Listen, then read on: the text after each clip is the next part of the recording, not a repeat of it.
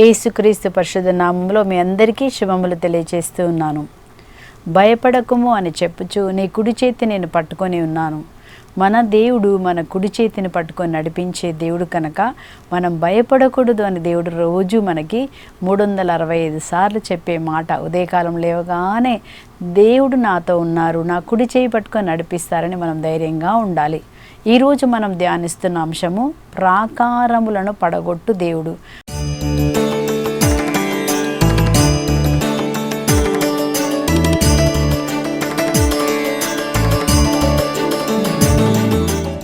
మన దేవుడు ఎవరు అంటే ప్రాకారములను పడగొడతాడు. మీకా గ్రంథం 2వ అధ్యాయం 13వ వచనంలో మనం ఈ విధంగా చదువుతున్నాము. ప్రాకారములను పడగొట్టువారు వారికి ముందుగా వెళ్ళును. చూసారండి, ప్రాకారములను పడగొట్టువారు వారికి ముందుగా వెళ్ళును, అప్పుడు వారు ద్వారమును దాటి వెళ్ళుదురు.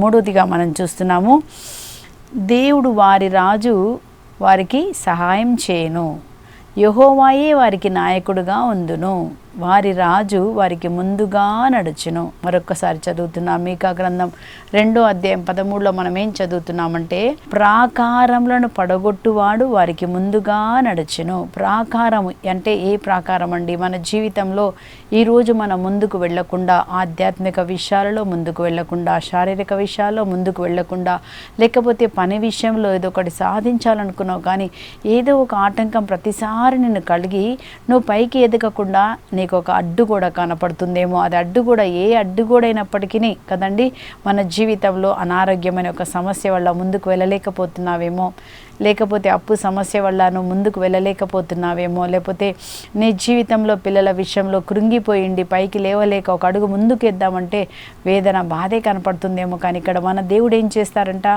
ఈ ప్రాకారములను, ఏ ప్రాకారములు అయితే నీకు నాకు అడ్డుగా ఉండి నీవు నేను ముందుకు వెళ్లకుండా చేసిన ప్రాకారమును పడగొట్టువాడు నీకు ముందుగా వెళ్ళును. ఇది శుభవార్త అండి. ఏది అంటే ఏ ప్రాకారం ఈరోజు ఏ అడ్డు కూడా నీకు వేదనగా మారి దాన్ని దాటలేకపోతున్నావు, ఎప్పుడైతే మన దేవుడు మనకు ముందుగా వెళ్ళి ప్రాకారమును పడగొడతారంట, అప్పుడు మనం ఏం చేస్తామంట, వారు ద్వారమును దాటి వెళ్ళెదరు. ఈరోజు ఏ ప్రాకారం మనం దాటలేకపోతున్నామో యేసు నామములో మనమందరము ఆ ప్రాకారంను దాటి వెళ్ళుదుముగాక, ఆటంకాన్ని దాటి వెళ్ళుదుముగాక. ఏ ఆటంకం ఉందో ఆటంకాన్ని నువ్వు దాటి ముందుకే వెళ్తావు. దేవుడు నీ కొరకు బంగారు భవిష్యత్తు పెట్టి ఉన్నారు. మన దేవుడు ఎవరంటే మనని ప్రాకారములను దాటించే దేవుడు. ఎన్నో ఆటంకాలు, ఎన్నో అడ్డుగోడలు వస్తాయి, కానీ వాటన్నిటినీ దేవుడు ఏం చేస్తారంట, ప్రాకారములను దేవుడే పడగొట్టి దేవుడు ఏం చేస్తారండి, అడ్డుగోడను ఆయన దాటిస్తారు. చూసాం మనం యెహోషువ గ్రంథంలో 6వ అధ్యాయంలో. మరి అక్కడ ఇజ్రాయెల్ ప్రజలకు ఎదురుగా ఏమున్నాయండి, ఆ యొక్క ఎరికో గోడలు నిలబడి ఉన్నాయంట. ఆ ఎరికో గోడలను దేవుడు ఏం చెప్తున్నారు, మీరు స్తుతించండి. మీరు కేవలం స్తుతించారు, దేవుని మాటకు లోబడి దేవుడు చెప్పినట్టుగా వారు స్తుతించినప్పుడు ఏం జరిగింది, ఆ ఎరికో గోడ కూలిపోయినట్టుగా మనం చూస్తున్నాం. మన దేవుడు వీళ్ళు స్తుతిస్తున్నారు, కానీ వీళ్ళ స్తుతి వల్ల ఏం జరిగింది, దేవుడు వారికంటే ముందుగా వెళ్ళి ఆ గోడలు కూలగొట్టినట్టుగా ఈరోజు మనం దేవుని వాక్యం వింటుండగా, దేవుని యొక్క మనం ప్రార్థన చేస్తుండగా దేవుడు ఏం చేస్తారు, నీకు నాకున్న ప్రతి ప్రాకారం అడ్డుగోడలను ఆయన కూలగొట్టే దేవుడిగా మనం చూస్తున్నామండి. ఇక్కడ మనం చూస్తున్నాము యెషయా గ్రంథం 45:2వ వచనంలో కూడా మనకు దేవుడిచ్చిన వాగ్దానం ఏమనుంది. అక్కడ మన దేవుడు ఏం చేస్తున్నారంటే, ఆయన ప్రాకారములను పడగొట్టే దేవుడుగా నీ జీవితంలో నా జీవితంలో ఎక్కడ మనం ఆగిపోయామో, ఏ అడ్డు కూడా నీకు నిలబడి సంతోషంగా ఉండలేకుండా నీకు ఒక అడ్డు కూడా ఉందేమో, నీ కుటుంబంలో దుఃఖములు కలగజేసిన ఒక అడ్డు కూడా ఉంది, అనారోగ్యం కలగజేస్తున్న ఒకటి ఉందేమో, వీటన్నిటిని కూడా దేవుడు తీసివేసి మనకేం చేస్తారంట, ఆయన మన కొరకు ఇక్కడ మనం చదువుతున్నాం. యెషయా గ్రంథం 45:2లో ఏమని చదువుతున్నామంటే, నేను నీ కొరకు మార్గము సిద్ధము చేయుటకు కొండలను చదును చేయుదును. నీకు మార్గము సిద్ధము చేయుటకు, నేను స్వస్థపరచుటకు రోగాన్ని దేవుడు స్వస్థపరుస్తారు. నిన్ను ఆర్థికంగా పైకి తీసుకురావడానికి దేవుడు తన ఐశ్వర్యం చేత నీ అవసరాలన్నీ ఆయన తీరుస్తారు. ఏ కొండ నీకు అడ్డుగా ఉందో, ఎక్కడ భయపడుతున్నావు, ఎక్కడ వేదనగా ఉన్నావు, ఎక్కడ కృంగిపోతున్నావు, దాన్ని దేవుడు ఏం చేస్తారంటే తొలగిస్తారంట. నేను నీకు మార్గము సిద్ధము చేయుటకు, నీవు ముందుకు సాగుటకు, నువ్వు సంతోషంగా ఉండడానికి, ఆరోగ్యంగా ఉండడానికి, దేవుని కృప పొందుకోవడానికి, ఆత్మలో నువ్వు ఎదిగి ఉండడానికంట దేవుడు ఏ కొండ ఈరోజు నేను ఆధ్యాత్మికంగా ఎదగకుండా సంతోషంగా ఉండకుండా చేస్తుందో ఏమంటున్నారు దేవుడు, నేను నీకు మార్గము సిద్ధము చేయటకు కొండలను సదును చేయుదును. ఏ కొండ ఈరోజు నీకు అడ్డుగా ఉందో దేవుడు ఏం చేస్తారంటే ఆ కొండను సదునం చేస్తారంట. ఇంకేం చూస్తున్నాం మనము, ఇత్తడి ద్వారములను పగలగొట్టి, ఏ ఇత్తడి ద్వారాల లోపల సాతాను అనేక మందిని మనసులో బంధించి ఉండొచ్చు, రకరకాలైన బలహీనత చేత సాతాను బంధించి ఉండవచ్చు, అవమానం చేత బంధించి ఉండవచ్చు, దుఃఖం చేత బంధించి ఉండవచ్చు. ఇక్కడ మనం చదువుతున్నామని ఇత్తడి ద్వారాలు పగలగొడతారంట. ఏ ఇత్తడి ద్వారాల లోపల నువ్వు ఉన్నావో, ఏ ఇత్తడి ద్వారం నీకు అడ్డుగా నిలబడి ఈరోజు మనము కానీ మన పిల్లలు కానీ ఎదగకుండా చేస్తుందో ఆ ఇత్తడి ద్వారాలు ఈరోజు నీ కోర్టు కేసు ఇత్తడి ద్వారంగా మారిందేమో, లేకపోతే ఒక బానిసత్వం, కొంతమంది భర్తలు తాగుతారు, ఆ త్రాగుడైనటువంటిది నీకు ఒక ఇత్తడి ద్వారంగా మారి వాళ్ళని బంధించిందేమో. కానీ దేవుడు ఏం చేస్తారంటండి, ఇత్తడి ద్వారములను పగలగొట్టి ఇనుప గడిలను ఆయన విరగ్గొడతారంట. ఆ విరగ్గొట్టి ఏం చేస్తారు, తన ప్రజలను బయటికి నడిపించే దేవుడు.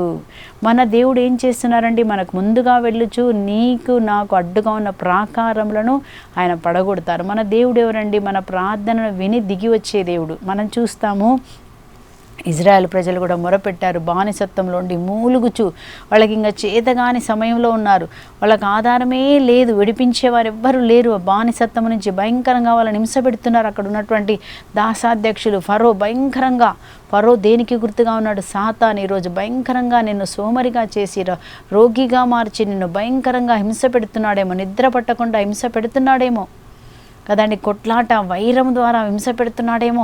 కానీ దేవుడు ఏం చేస్తారో చూడండి, నీ కొరకు ఆయన మార్గం సిద్ధించడానికి ఆ కొండలన్నీ సదును చేస్తారంట.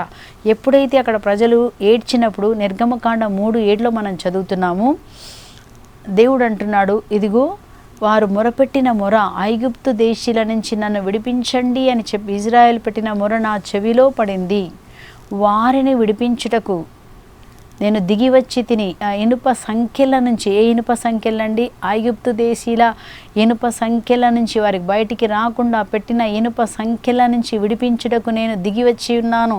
కేవలం దేవుడు విడిపించే దేవుడు మాత్రమే కాదండి, ఇంకా ఏం చేస్తున్నారు, నేను విడిపించిన తర్వాత వాళ్ళని పాలు తేనెలు పొంగే దేశానికి నేను నడిపించబోతున్నాను. అంటే దేవుడు ఒక మనిషిని విడిపించిన తర్వాత ఏం చేస్తారు, ఉన్నతమైన స్థితిలోకి ఆయన నడిపిస్తారండి.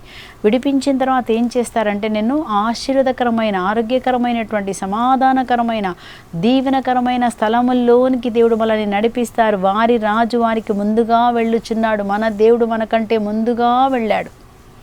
నీ కొరకు నా కొరకు ఆయన పరలోకానికి తన రక్తాన్ని తీసుకొని ఆకాశమండలంగా వెళ్ళిన ఒక ప్రధాన యాజకుడు నీకు నాకు ఉన్నారండి. మన దేవుడు మనకంటే ముందుగా వెళ్ళి ఏ అడ్డుగోడలు సాతాను నీకు నాకు పెట్టిందో, మన ముందుకు వెళ్లకుండా పెట్టిందో, ఇజ్రాయెల్ ప్రజలు పెట్టిన అడ్డుగోడను దేవుడు కూల్చినట్టుగా ఈరోజు మన జీవితంలో ఉన్న ప్రతి అడ్డుగోడను యేసు నామములో అది కూలగొడతారు దేవుడు. మనం ప్రార్థన చేసినప్పుడు అది కూలిపోతుందండి.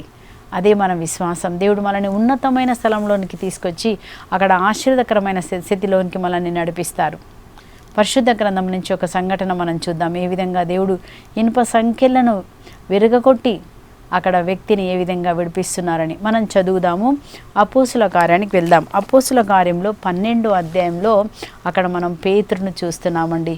మరి పేతురు మూలస్తంభముగా మరి పరిచర్యలో వాడబడుతున్నారు.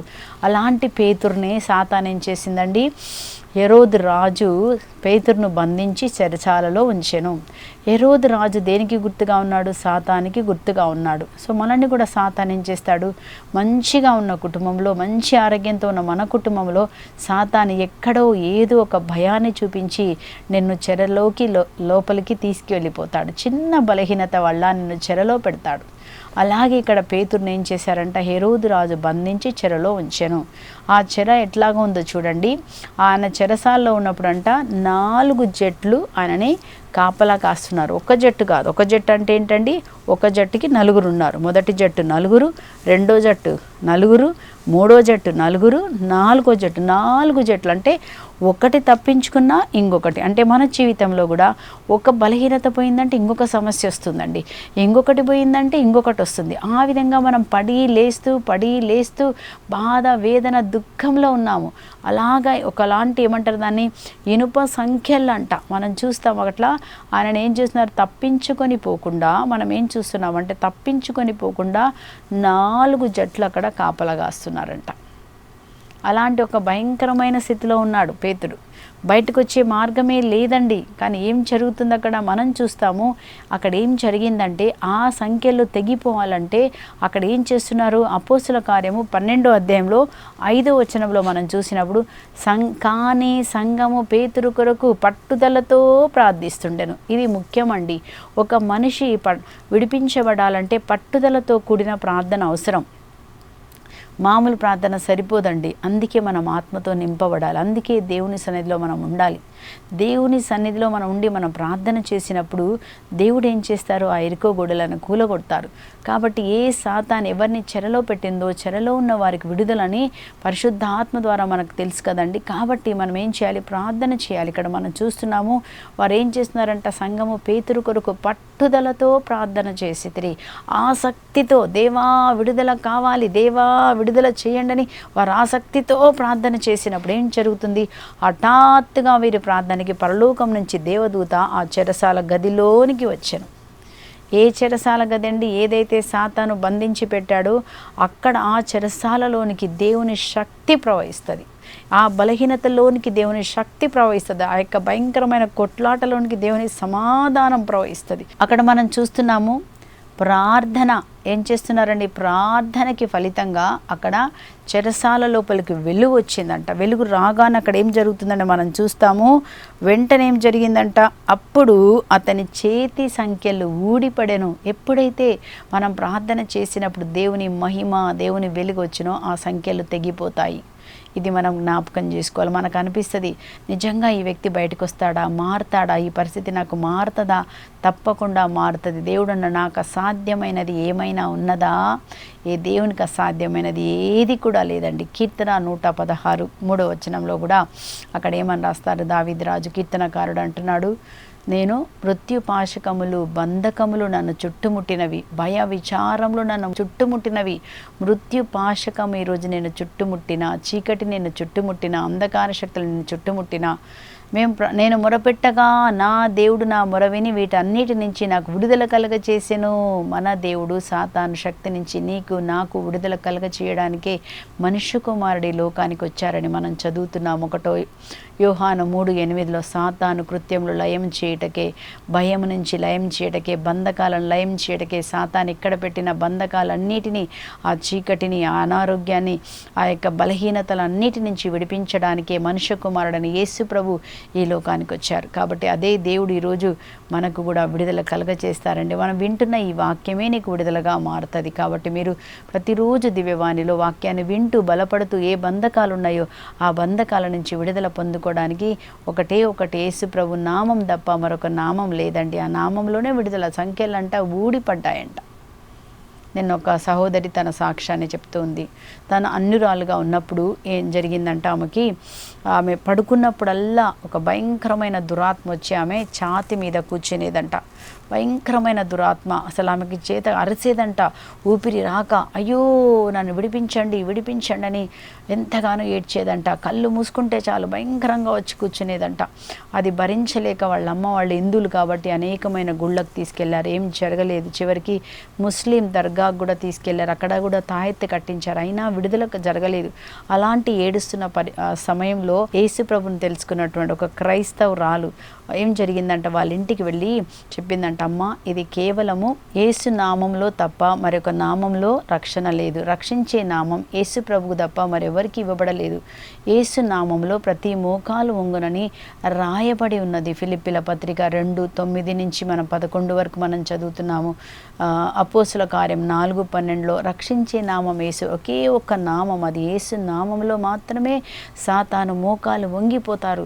కాబట్టి మీరు యేసు ప్రభు దగ్గరికి రండి. యేసయ్యా నా మీద దయ చూపించమని మీరు ప్రార్థన చేస్తే తప్పకుండా దేవుడు నీకు కార్యం చేస్తారని చెప్పినప్పుడు ఆమె ఏం చేసిందంట, రాత్రి మళ్ళీ సాతాను వచ్చి మీద కూర్చున్నప్పుడు అప్పుడు జ్ఞాపకం వచ్చిందంట. ఆమె చెప్పింది కదా, యేసయ్యా నా మీద దయ చూపించమని చెప్తే జరుగుతుందని చెప్పి ఆమె పిలుస్తుందంట. యేసయ్యా నా మీద దయ చూపండి, నాకు ఈ దురాత్మ నుంచి నాకు విడుదల కలగ చేయండి యేసయ్యా అని మొరపెట్టిందంటండి. ఇప్పుడైతే ఆమె యేసయ్యా అని మొరపెట్టినప్పుడు ఏం జరిగిందండి, యేసు నామంలో ఉన్న శక్తి ఆమె పైకి దిగి వచ్చి, యేసు ప్రభు ఆ పరిస్థితిలోనికి దిగి వచ్చి, ప్రాకారంలో పడగొట్టువాడు నీకంటే ముందుగా వెళ్తాడు, అప్పుడు ఏం జరిగింది? యేసుప్రభు నామం అని చెప్పగానే యేసు నామములో ఆ సాతాను మోకాలొంగి వెళ్ళిపోయిందంటే ఇంకెప్పుడు కూడా ఆమెని తాకలేదండి. ఆ విధంగా ఆమె యేసుప్రభుని తెలుసుకొని ఇప్పుడు ఆమె ప్రతి ఆదివారము డివైన్ వర్డ్ సెంటర్ ముత్తంగిలోకి వెళ్ళి అక్కడ ప్రార్థన చేసుకుంటూ ఇప్పుడు ఆమె అనేక మందికి ప్రార్థన చేసే బిడ్డగా మార్చారు.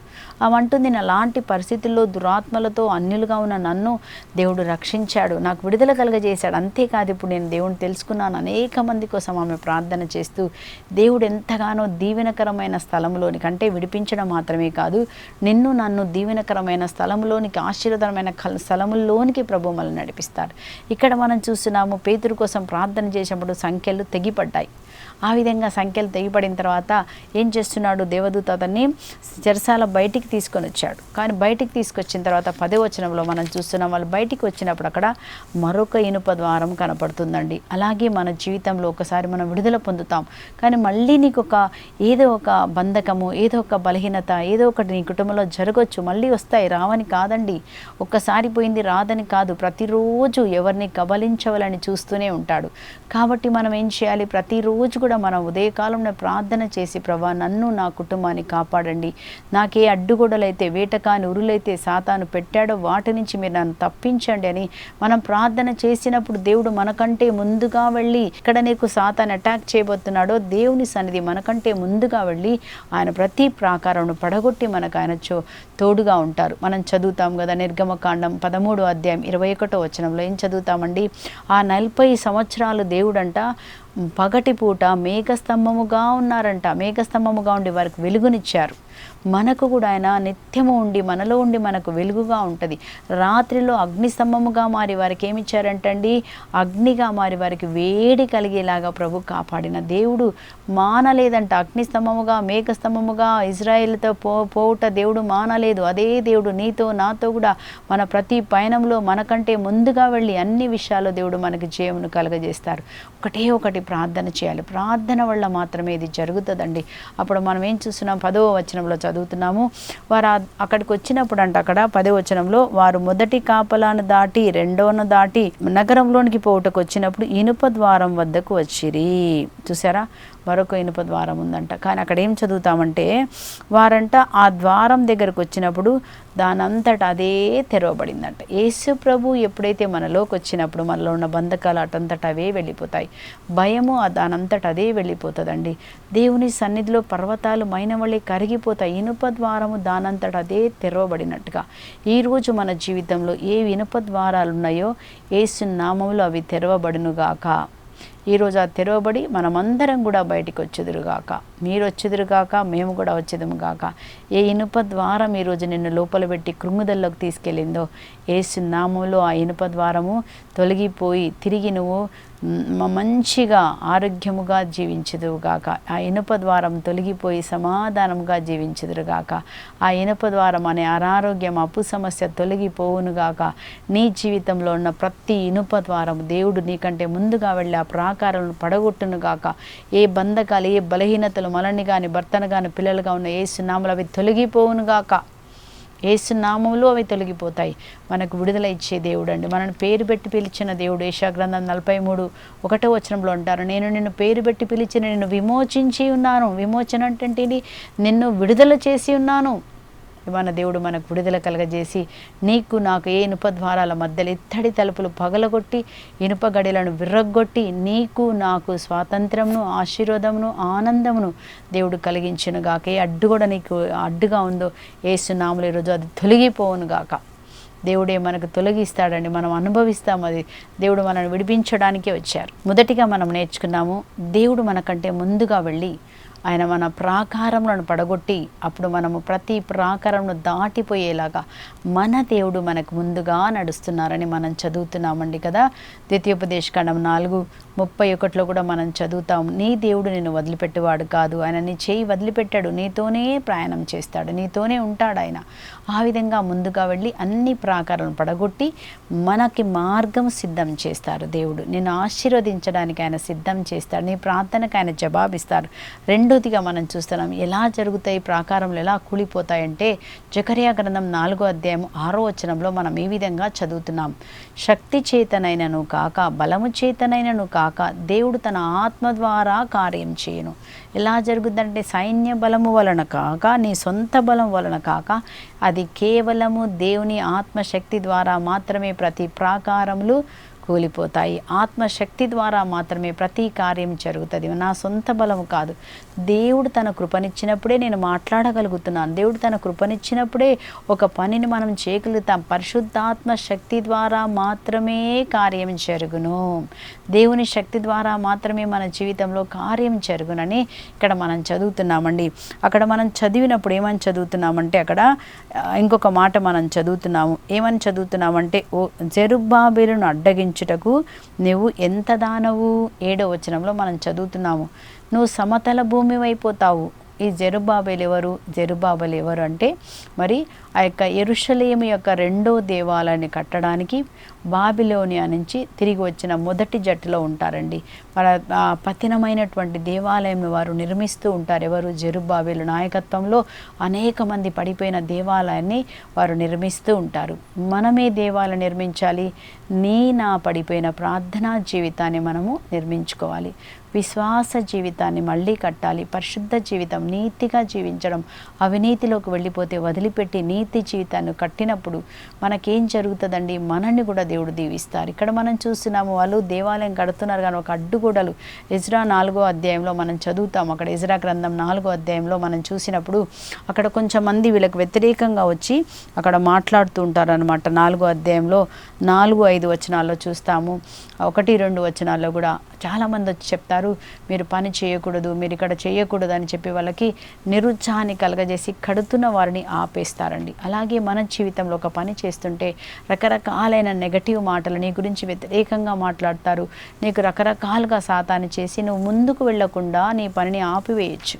అట్లాంటి పరిస్థితుల్లో హగ్గయి జకర్యా వాళ్ళని ఏం చేస్తారంటే వాక్యం ద్వారా ప్రోత్సహించి, పర్వాలేదు మీరు ముందుకు వెళ్ళండి, దేవుడు ఒక వాక్యాన్ని ఇస్తారు. శత్రువులను ఏమంటాడంటే, మీరు జెరుబ్బాబెలును అడ్డగించడం మీరు ఎంత మాత్రము మీరు సమతల భూమి అయిపోతారు. దేవుడు ఏం చేశారు? వాళ్ళ శత్రువులను పారద్రోలారు. ఈరోజు అభిషేకించబడిన బిడ్డలకు వ్యతిరేకంగా ఉన్న వారిని దేవుడు ఏం చేస్తారు? తప్పకుండా దేవుడు అంటాడు, నేనే మీ శత్రువులను వెళ్ళగొట్టి నేను మీకు నాయకుడిగా ఉంటాను. మీ శత్రువులను పారద్రోలి నేను మీకు శక్తినిస్తాను. మన దేవుడు మనకంటే ముందుగా వెళ్ళి మన శత్రువులను పారద్రోలుతారు. అప్పుడు మళ్ళా జెరుబ్బాబెలు వాళ్ళందరూ కూడా దేవాలయాన్ని కట్టి ముగించి చివరి రాయి పెట్టి దేవునికి కృప కలుగును గాక చివరి రాయి కూడా పెట్టారంట. మొదటి రాయి పెట్టారు, మధ్యలో ఆగిపోయారు. అదే విధంగా ఏ పని అయితే నువ్వు చేసావో ఆగిపోయావో దేవుడు మళ్ళీ నీకు కృపనిచ్చును గాక. ఆయన కృప అని చివరి రాయి పెట్టారంట. ఈరోజు కూడా దేవుని కృప మనకి మళ్ళీ వచ్చును గాక. మళ్ళీ మనం ముందుకు కొనసాగుదాము గాక. ఏ మంచి పని అయితే దేవుడు నీలో పెట్టారో అది చివరి వరకు ఆయన కొనసాగిస్తాడని ఫిలిప్పీల పత్రిక 1:6లో మనం చదువుతున్నామండి. నువ్వు దేవుడు నీలో ఆరంభించిన మంచి పని చివరి వరకు ఆయన తోడుగా ఉండి ఆయన మనల్ని నడిపించే దేవుడు. మనకు ముందుగా వెళుతున్నాడు. కాబట్టి రెండోదిగా మనం చూస్తున్నాం, మనకున్న అడ్డుగోడలు తొలగిపోవాలంటే శక్తి చేత కాదు, బలం చేత కాదు, దేవుని ఆత్మ కార్యం అంటే ఆత్మతో నువ్వు నింపబడి ప్రార్థన చేసినప్పుడు పరిశుద్ధాత్మ వరాలు ఫలాలతో నింపబడాలంటే రోజు మనం ప్రార్థన చేయాలి. ఎప్పుడైతే మనం ఒక గంట సేపైనా నువ్వు ప్రార్థనలో ఉన్నప్పుడు ఆత్మబలంతో నింపబడతావు. ఆ బలముతో ఆ రోజు చేయవలసిన పనులన్నీ మనం చేయగలుగుతామండి. ఎక్కడ కూడా మనం ఓడిపోము.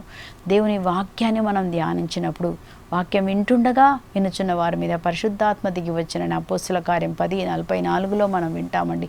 వాక్యం వింటున్నప్పుడే పరిశుద్ధాత్మ దేవుడు దిగి వస్తారు.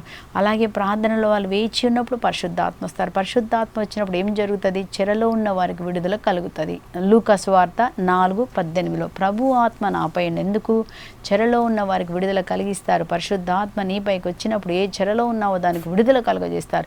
ఏ దురాత్మ నిన్ను పీడించి భయపడుతుందో ఆ పీడిత నుంచి నేను బయట విడిపించి పరిశుద్ధాత్మ దేవుడు మనకు స్వాతంత్రముని ఇస్తారు, ఆశీర్వాదంని ఇస్తారు, ధైర్యపరిచే ఆత్మనిస్తారు. మనకి ఆశ నిగ్రహము గల ఆత్మనిస్తారు. ప్రేమ గల ఆత్మ, అందరికంటే కావాల్సింది ప్రేమ కదండి. ఇప్పుడు ప్రేమ చాలా తగ్గిపోతుంది. కాబట్టి దేవా నీ ప్రేమ, పరిశుద్ధాత్మ ద్వారా దేవుడు ప్రేమను మన హృదయాల్లో నింపుతారు. ఆత్మతో నువ్వు నింపబడితే ప్రేమతో నింపబడతావు. అప్పుడే మనం పక్కవారికి సాయం చేయగలుగుతాం, అప్పుడే పక్కవారిని మనం ఆదుకోగలుగుతాం, అప్పుడే మనకు నూతన మనసు, మనకు కఠిన హృదయాన్ని తీసేసి దేవుడు మనకి నూతన మనసునిస్తారు. అలాంటి మనసు ఇవ్వాలని కూడా మనం ప్రార్థన చేసుకుందామండి. మూడోదిగా మనం చూస్తున్నాము యెషయా గ్రంథం 52:12లో, మీరు ఈ వేగిరముగా వెళ్ళిపోనక్కర్లేదు, ఇచ్చట నుంచి మీరు భయపడి పారిపోవనక్కర్లేదు, ప్రభువు మీకు ముందుగా నడుచును, ఇశ్రాయేలు దేవుడు మీ వెనువెంట వచ్చుచు మేము కాపాడును. దేవుడు అన్నాడు, మీరు భయపడి పరిగెత్తిపలసిన పని లేదు, వేగిరంగా ఉరకవలసిన పని లేదు, భయపడి పారిపోవద్దు. ఎందుకు? ఇక్కడ మనం చదువుతున్నాము, ప్రభువు మీకు ముందుగా నడుచును, ఇశ్రాయేలు దేవుడు మీ వెనువెంట వచ్చి ముందుగా వస్తారు, వెనుక కూడా వచ్చి మిమ్మల్ని కాపాడతారు, కనుక మీరు భయపడకూడదని ప్రభు చెప్తున్నారండి. అలాంటి ఒక వ్యక్తిని మనం యాకోబుని చూస్తాం. యాకోబు లాబాన్ తన మామ దగ్గర పనిచేస్తూ ఉంటాడు. 20 సంవత్సరాలు పనిచేస్తాడండి అక్కడ. అయినప్పటికీ వాళ్ళ మామ తనకి జీతం ఇవ్వలేదని చదువుతున్నాము.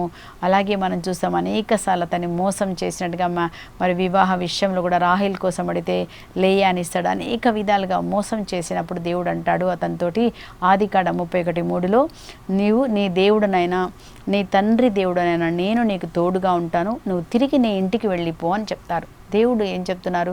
నువ్వు పారిపోనక్కర్లేదు యాకోబు, నేను నీకు తోడుగా ఉంటాను, నీకు నేను వెంట నేను వస్తాను. అప్పుడు యాకోబు ఏం చేస్తారంటే వాళ్ళ మామ ఇంటి నుంచి తన ఆస్తిని, భార్యలను అందరినీ చెప్పకుండా వచ్చేస్తాడనమాట. దేవుడు చెప్పారు కదా వెళ్ళిపోమని. వచ్చేస్తున్నప్పుడు ఏం జరిగిందంటే లాబాను అతన్ని వెంటాడుతాడు. నాకు చెప్పకుండా నువ్వు వెళ్ళిపోతావా అని వెంటాడి అతన్ని పట్టుకోవడానికి వెళ్ళినప్పుడు ఆ రాత్రి కాలంలో దేవుడు అతనితో మాట్లాడతాడు. మాట్లాడతాడంటే, జాగ్రత్త, యాకోబుకి నువ్వు హాని చెయ్యకూడదు అని దేవుడు ఎవరిని హెచ్చరించారు? లాబాన్ని. చూసారా, దేవుడు మన వెంట మనకంటే ముందుగా వెళ్ళి నీ శత్రువులతో ఆయన పోరాడి నీకున్న ఆటంకాన్ని ఆయన తొలగిస్తాడు. ఎప్పుడు? మనం ఆత్మతో నింపబడినప్పుడు, దేవుని సన్నిధి మనతో ఉన్నప్పుడు, మనం యేసును సొంత రక్షకుడిగా అంగీకరించినప్పుడు దేవుడు మనతో ఉండి అన్ని ఆటంకాల్లో మనల్ని కాపాడుతాడు. మీరు భయపడనక్కర్లేదు, పారిపోనక్కర్లేదు, మీ దేవుడు మీకు ముందుగా నడుచును. ముందుగా వెళ్ళారు. యాకోబు ఇక్కడే ఉన్నాడు, అతనికి తెలియదు, కానీ దేవుడు ముందుగా వెళ్ళి లాబాన్తో జాగ్రత్త, నువ్వు యాకోబుకి ఏమాత్రం హాని చేయకూడదు అన్నప్పుడు అక్కడ ఆ విధంగా మరి యాకోబు అక్కడ రక్షించబడినట్టుగా చూస్తున్నామండి. కాబట్టి ఈరోజు మనం ఏం ధ్యానిస్తున్నాం? ప్రాకారములను పడగొట్టువాడు నీకంటే నాకంటే ముందుగా వెళ్ళి మనల్ని ప్రాకారం దాటించి మనల్ని మంచి స్థలంలోనికి ఆయన చేరుస్తారు. ఈరోజు ప్రాకారం పడగొట్టే దేవుడి దగ్గరికి మనం వద్దామా? ఆయన నీలోనే నాలోనే ఉన్నారు. కాబట్టి మనం ప్రార్థన చేసినప్పుడు ఆ ప్రాకారాలు పడిపోతాయి. దేవుని స్తుతించి ఆరాధించిన పడిపోతాయి. దేవుని వాక్యం నోటితో మీరు పలికినప్పుడు ప్రాకారంలో పడిపోతాయని మనం జ్ఞాపకం చేసుకొని దేవుని వాక్యంను ఆత్మస్కు ఖడ్గంగా తీసుకొని వాక్యాన్ని చదువుతూ ఏదైతే మన జీవితంలో అడ్డుగా ఉందో యేసు నామములో ఈరోజు అడ్డుగోడలన్నీ ఆయన తొలగిస్తున్నారు. మనం స్తుతించినప్పుడు అడ్డుగోడలు కూలిపోతాయి. కాబట్టి మళ్ళీ మీరు దేవుణ్ణి ఆశ్రయించండి, ప్రార్థనలోకి రండి, దేవుని స్తుతించండి, దేవుణ్ణి ఆరాధించండి, దేవుని సన్నిధిలో మీరు గడపండి. ఉన్న అడ్డుగోడలన్నీ తొలగిపోయి ఏది దాటలేకపోతున్నావో నిన్ను దాటిస్తాడు. తప్పకుండా మీరు దాటుతారు, మీరు దీవెనకరంగానే ఉంటారు. దేవుని ఆశీర్వాదాన్ని మనం పొందుకుంటాము. ప్రార్థన చేద్దాం. పరిశుద్ధుడవైన తండ్రి, ప్రేమ స్వరూపుడవైన దేవ, ప్రాకారములను పడగొట్టువాడు నీకంటే ముందుగా వెళ్ళును, యెహోవాయే వారికి నాయకుడిగా ఉండును, అప్పుడు మీరు గుమ్మములు దాటి వెళ్ళుదరన్నారు. ప్రభా, ఈరోజు ఏ ప్రాకారములను ప్రభా దాటలేక ఎక్కడ వేదన, బాధ, దుఃఖంలో ఉన్నారో, ఏ భయంలో ఉన్నారో ప్రతి ఒక్క భయము యేసు నామములో తొలగిపోవునుగాక. ప్రతి అడ్డు కూడా ఆత్మలో ఎదగకుండా, శారీరకంగా ఎదగకుండా, మానసికంగా ఎదగకుండా ఉన్నట్టు ప్రతి ఒక్కటి కూడా ప్రభా వాక్యం ద్వారా దుర్గములు పడగొట్టబడునుగాక. తండ్రి, నీ వాక్యం బలముగా శక్తిగా ఉండి ప్రతి బిడ్డను నడిపించునుగాక. మీరే కృప చూపించమని, కుటుంబాల్లో సమాధానము ఆరోగ్యం కలగచేయమని అడుగుతున్నాం. దేవా, ఆత్మలో ఎదిగే విషయంలో మీరు కృప చూపించమని యేసు నామములో ప్రార్థించండి పొందుకుంటున్నాం పరలోకపు తండ్రి. ఆమేన్, ఆమేన్. దేవుడు మీ అందరిని దీవించి కాచి కాపాడి ప్రతి ప్రాకారమును దాటించునుగాక. ఆమేన్.